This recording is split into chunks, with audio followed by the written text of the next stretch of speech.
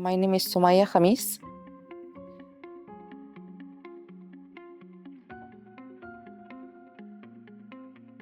It's my dream when I was a little girl, and my husband, he was the first one to tell me, because I make a dessert and I give to his friends.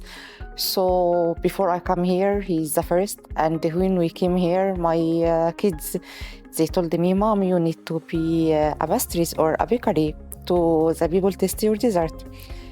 And third one, Terry, when I know her and I invite her to my home, she tasted my dessert and she liked it. She told me, "You need to start your business." For me, everything here is different, and it was very difficult for me to start. And I use the translation to communication with the people. And when I have the test for my license, I translate everything to understand, and it was not easy for me to start here, but here I am.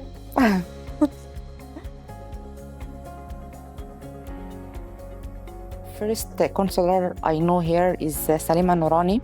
She told me about It's Your Time program and the Coachella Valley Women Business Center. So I came here and I took It's Your Time program. They helped me to with social media. I had a lot of Zoom meeting with the counselor and the mentor here. They helped me with social media, with organize my time, with everything, and they helped me to understand the market here, and giving me a grace to learning English also.